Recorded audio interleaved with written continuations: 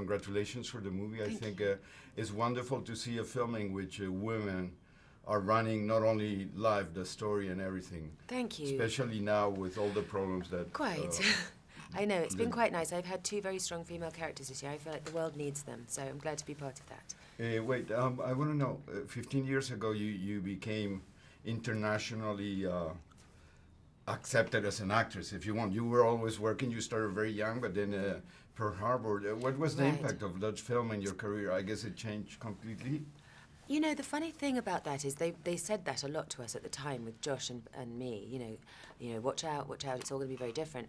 I had not that long before, rather surprisingly, found myself having a baby. So that was the most cataclysmic thing that was happening for me at the time. So it really took second place. I think I was focusing a lot less on all of that. So it was probably quite good insulation. I didn't really, I kept my life fairly normal. You know, I was mainly covered in spaghetti.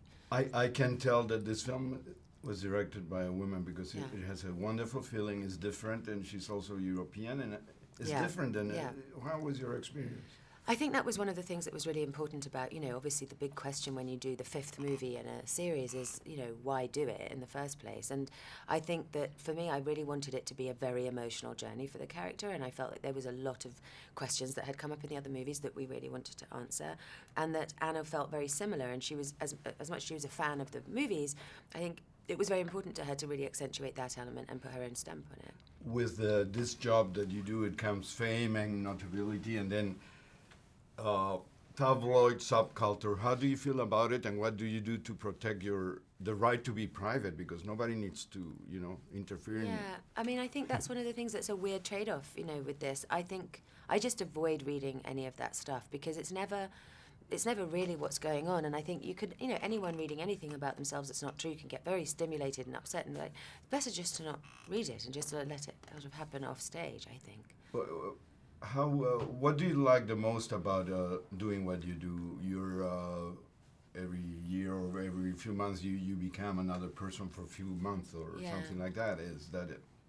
I don't know. I mean, I think I've always found that however different from the character, you know, you are, there's always, what you're sort of doing is kind of going into a kind of paint box of different traits that we all have as human beings, and that, you know, as much as you're turning into someone else, you're also amplifying different parts of yourself. So, I don't know, the further away from yourself you get, you sort of get back to yourself. A superficial question. How do you decide what you're going to wear for what situation? I love what you're wearing, and Oh, it's thank very you.